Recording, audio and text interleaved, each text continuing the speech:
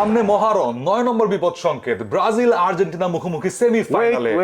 Wait Brazil Argentina তো না, semifinal হচ্ছে ইংল্যান্ড আর আর্জেন্টিনার। মানে হলেও হতে পারতো ব্রাজিল আর্জেন্টিনা, বাট বুকে পাথর বেঁধে আমাকে বলতে হচ্ছে যে না, ব্রাজিল আর্জেন্টিনা হতে যাচ্ছে না। It will be England versus Argentina in the second semifinal. এবং প্রথম সেমিফাইনালে মহাশক্তিধর ফ্রান্সের সামনে এবার কিন্তু পড়ছে স্প্যানিয়ার্ডরা। সো কেমন হতে পারে এই দুটো সেমিফাইনাল, কেমন হতে পারে লাইন আপ, সবকিছু নিয়ে আলোচনা করব বিশদ ডি বক্সে। ডি বক্স নিয়ে চলে এলাম আবারও বলবীর প্রান্তর এবং সাথে নিয়ে আসলাম আহমেদ বিন পারভেজ। ইয়েস, সো এই ডিবক্স শুনতে পাচ্ছেন আপনারা, দেখতে পাচ্ছেন আপনারা অবশ্যই চ্যানেলের পর্দায় রাত 12:30টায়, এবং তার পাশাপাশি আই স্ক্রিনে দেখতে পাচ্ছেন প্রত্যেকটা ম্যাচ লাইভ। তার পাশাপাশি বাংলা ধারাভাষ্য শুনতে পাচ্ছেন রেডিও ভূমি 92.8 FM এ। সো ব্রাজিল আর্জেন্টিনা না হলেও ইংল্যান্ড আর্জেন্টিনা হচ্ছে। অনেক অনেক স্মৃতি চলে আসছে। প্রথমেই যেটা চলে আসছে সেই 1986 সালের সেই বিশ্বকাপের ম্যাচটা, যেই একই ম্যাচে দি গ্রেট মারাদোনা তার একইভাবে সেই হ্যান্ড অফ গড এবং গোল অফ দ্য সেঞ্চুরি দুটোই হয়েছিল এই ইংলিশদের বিপক্ষেই। সো সেই ইংল্যান্ড আর্জেন্টিনা ম্যাচ সেই 40 বছর, আই গেস, ইয়েস 40 বছর পরে আবারও মঞ্চায়ন হতে যাচ্ছে। কি মনে হয়, ওয়ান অফ দ্য ক্র্যাকার জায়গার অফ দিস ওয়ার্ল্ড কাপ? কি দুর্দান্ত একটা ম্যাচ। এবং আমরা আসলে ওয়ার্ল্ড কাপ শুরুর আগে এটা কিন্তু অন্তত ভাবিনি যে এই মুহূর্তে লাইভ র্যাঙ্কিং এ ফিফার 1 to 4 যারা আছেন তারাই যে সেমিফাইনালটা খেলবেন। সো আর্জেন্টিনা এখন 2-এ আছে এবং 3 নম্বরে আছে ইংল্যান্ড। সো এই পজিশনগুলোর কথা চিন্তা করলে আপনার মনে হতেই পারে যে ওয়ার্ল্ডের বেস্ট 4টা দলই আসলে প্রপারলি তারা চলে আসতে পেরেছে সেমিফাইনালে। বাট এই যে ইংল্যান্ড আর্জেন্টিনা, সেই ম্যাচটা নিয়ে আসলে চিন্তা করতে গেলে আমাদের চিন্তা করতে হবে ফকল্যান্ড যুদ্ধে যে পলিটিক্যাল টেনশনটা তৈরি হয়েছিল এই দুটো আইল্যান্ড দখলের ব্যাপারে, আর্জেন্টিনা এবং ইংল্যান্ডের যে একটা লড়াই।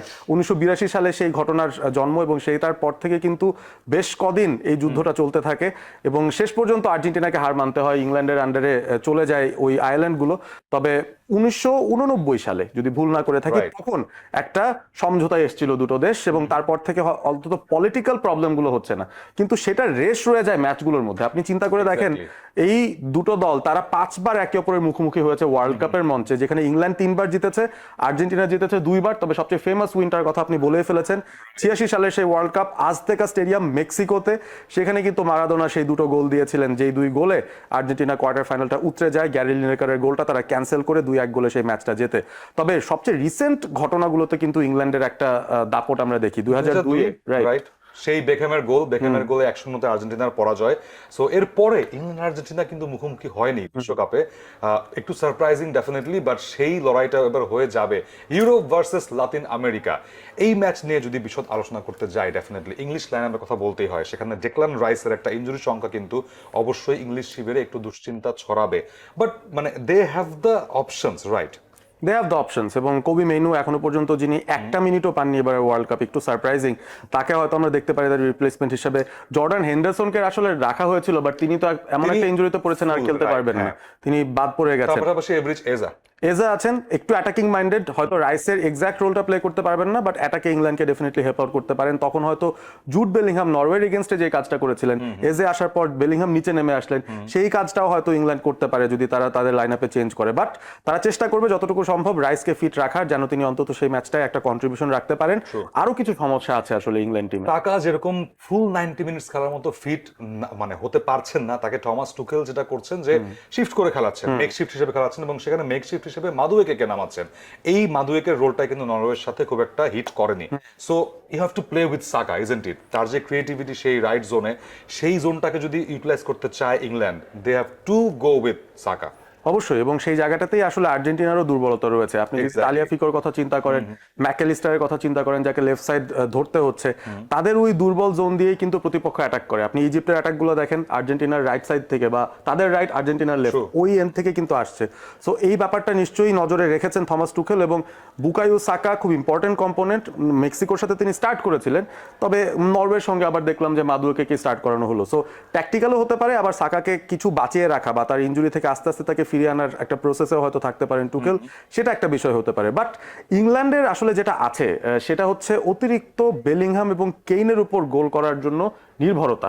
সেই জায়গাটা কিন্তু আর্জেন্টিনা একটু ফ্রিড আপ বোধহয় হয়েছিল গত ম্যাচে, বাট সেখানে অ্যান্থনি গর্ডন একটা ভালো রোল প্লে করতে পারেন, বিকজ তার গেমটাও কিন্তু ডে বাই ডে ডেভেলপ হচ্ছে। এবং ইংল্যান্ডকে নিয়ে বিশ্বকাপে যদি আমি বলি, প্রত্যেকবার ইংল্যান্ড প্রথম দিকে শুরু করে ভালো, শেষ দিকে গিয়ে কেন জানি খেই হারিয়ে ফেলে, এবং এটার পেছনে তারা যে লম্বা একটা মৌসুম কাটায় ইংলিশ প্রিমিয়ার লিগে সেটাকে অনেকে দায়ী করে। বাট এবারের ইংল্যান্ড ইজন্ট ইট ডিফারেন্ট, তারা কিন্তু প্রতি ম্যাচে ডেভেলপ করছে, প্রতি ম্যাচে শক্তিশালী হচ্ছে। মেক্সিকোর সাথে দেখুন, মানে 10 জনের টিম নিয়ে তারা শেষ আধা ঘন্টায় মেক্সিকোকে রুখে দিয়েছে। ইট wasn't a piece of cake সেখানে।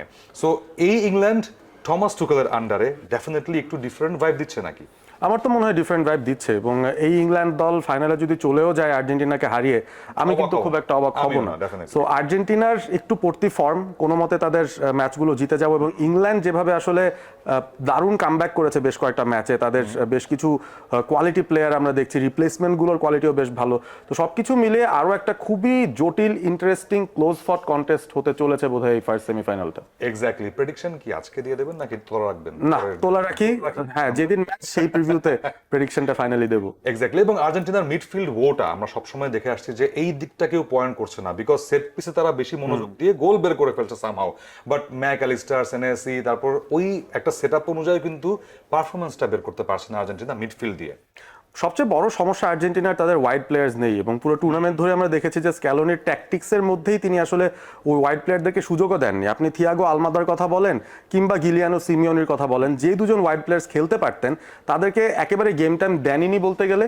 যখনই দিয়েছেন তিনি নিকো গঞ্জালেসকে দিয়েছেন, কিন্তু তার রোলটাও অনেকটা ডিফেন্সিভ রোল আমার কাছে লেগেছে রাদার দ্যান অ্যান অ্যাটাক। কিন্তু শেষ পর্যন্ত প্রুভ করেছেন শেষ ম্যাচে, সুইজারল্যান্ডের ম্যাচে, যেখানে তিনি দুর্দান্তভাবে সেই ক্রিয়েটিভ প্লেগুলো করেছেন, যার কারণেই কিন্তু আর্জেন্টিনা বেসিক্যালি বক্স থেকে বের হয়ে প্রতিপক্ষের বক্সে গিয়ে আক্রমণ করার সাহসটা পেয়েছে। সো এই আর্জেন্টিনা ইংল্যান্ড ম্যাচ ঘিরে অনেক উত্তেজনা ডেফিনেটলি থাকবে, কিন্তু আপনারা এই উত্তেজনার মধ্যে ভুলে যাবেন না যে আরেকটা ইউরোপিয়ান লড়াই অপেক্ষা করছে, এবং best of the best, number 1 versus number 4। Yes, it's France versus Spain. এই ম্যাচটা অনেক অনেক উত্তেজনাকর হতে চলেছে। স্পেনের সেই মিডফিল্ড ট্যাকটিশিয়ানরা কিন্তু মুখোমুখি হবে ফ্রান্সের অল অ্যালং অ্যাটাকার্সদের বিপক্ষে। How exciting is this setup!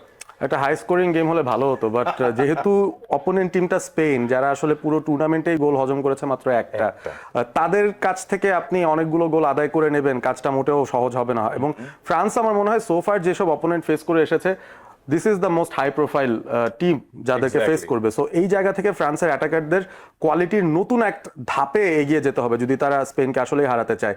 আর আরো একটা ইন্টারেস্টিং জিনিস দেখছিলাম, যেটা অনেকে বলছেন ইউএফএ চ্যাম্পিয়ন্স লিগের সেমিফাইনালের মতো কি লাইন আপটা হয়ে গেছে কিনা, যে এক সাইডে দুটো পোটেনশিয়াল ফাইনালিস্ট। অনেকে কিন্তু ধরছিলেন যে স্পেন ফ্রান্সই হয়তো ফাইনাল খেলবে, বাট আনফর্চুনেটলি এখন তারা যেহেতু এক সাইডে পড়ে গেছে, তারা কিন্তু ওই যে কোনো একটা টিমই খালি ফাইনালে যেতে পারবে। আর অন্যদিকে পড়েছে ইংল্যান্ড আর্জেন্টিনা, যাদেরকে অনেকে আর্সেনাল এবং অ্যাথলেটিকো মাদ্রিদের সাথে কম্পেয়ার করছেন, যে তুলনামূলকভাবে এই ব্র্যাকেট থেকে যারা উঠবে স্পেন বা ফ্রান্স, প্রবাবলি তারা ফেভারিট থাকবে ফাইনালটাও জেতার জন্য। তো এটা অনেকে কিন্তু বলছেন। অবশ্যই। এবং সেই স্পেনের মিডফিল্ডের কথা বলছিলাম, সেখানে এই মানে ম্যাচটা হতে যাচ্ছে আরেকটা রিয়াল বার্সা লড়াই, বিকজ সেখানে Lamine Yamal versus Kylian Mbappe. কাকে ছোট্ট করে এগিয়ে রাখছেন?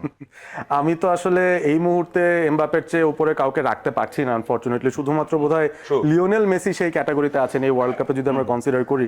সো এমবাপ্পের ইম্প্যাক্টটা ইমেন্স এই ফ্রান্স টিমটার মধ্যে, এবং তিনি যখন থেকে ক্যাপ্টেন্স আর্মব্যান্ডটা পরেছেন তারপর থেকে তার ভেতরে একটা অন্যরকম ট্রান্সফরমেশন আমরা দেখতে পাচ্ছি। একেবারেই। সো আমার কাছে মনে হয় যে এই ম্যাচটা ট্যাকটিক্যালি খুবই দারুণ একটা ম্যাচ হবে। দুটো খুবই খুবই মেজর ট্যাকটিশিয়ানস তারা একে অপরের বিরুদ্ধে খেলবেন। তবে স্পেনের একটা এজ আছে যে জায়গাটায় বলতে চাই, নেশনস লিগ 2025-এ স্পেন সেমিফাইনালে ফ্রান্সকে হারিয়েছিল, 2024 ইউরোতে সেমিফাইনালে কিন্তু স্পেন ফ্রান্সকে হারিয়েছিল। সো ফ্রান্সের অ্যাকচুয়ালি প্রতিশোধ নিতে হবে এই ম্যাচটায়। এক্স্যাক্টলি, প্রদর্শন নিতে হবে। বাট ছোট্ট করে একজনের কথা দিয়ে শেষ করতে চাই এই পর্বটা। বেসিক্যালি থমাস টুকেল, দি টিটি অফ ইংল্যান্ড, তিনি কি নাম লেখাতে পারবেন কিনা ইতিহাসে? মার্সেলো লিপ্পি, তারপরে হচ্ছে ভিসেন্তে দেল বস্ক স্পেনকে নিয়ে, লিপ্পি ইতালিকে নিয়ে, এবং লাস্ট অফ অল থমাস টুকেল এবারে এসছেন, একটা চ্যাম্পিয়ন্স লিগ জয় রেকর্ড তার আছে 2021-এ চেলসির হয়ে। এই বাকি দুজনও কিন্তু ইউরোপিয়ান সেই চ্যাম্পিয়ন্স লিগ জিতেছিলেন একটা মৌসুমে, তারপরে ন্যাশনাল টিমকে নিয়ে ইতালি এবং স্পেনকে নিয়ে বিশ্বকাপ জিতেছিলেন। সো থমাস টুকেল পারবেন কিনা দেখা যাক। তবে তিনি যদি পারেন, তার মানে হচ্ছে আর্জেন্টাইন ফ্যানদের জন্য একটা হার্ট ব্রেক হয়ে যাবে। এক্স্যাক্টলি। কেন সেটা পরে বলবো ম্যাচ প্রিভিউতে। সো আজকের মতো বিদায় নিচ্ছি ডি বক্স থেকে। ডেফিনেটলি এই দুটো ম্যাচের সারাংশ তো করলামই, বাট অ্যানাটমি করবো ম্যাচ নাইটে ডেফিনেটলি। সো 14-15 দুটো হাই ভোল্টেজ সেমিফাইনালে মুখোমুখি এই চারটা দল। সেই পর্যন্ত অবশ্যই এই ম্যাচগুলোতে কি হতে পারে, প্রেডিকশন কি হতে পারে, সেগুলো জানতে চোখ রাখবেন ডি বক্সের পর্দায় প্রতি ম্যাচ নাইট রাত 12:30টায়। আই স্ক্রিনে দেখবেন বিশ্বকাপের ম্যাচ লাইভ এবং ভূমিতে শুনবেন, রেডিও ভূমিতে শুনবেন বাংলা ধারাভাষ্য। আজকে বিদায় নিচ্ছি ডিবক্স থেকে, গুড নাইট।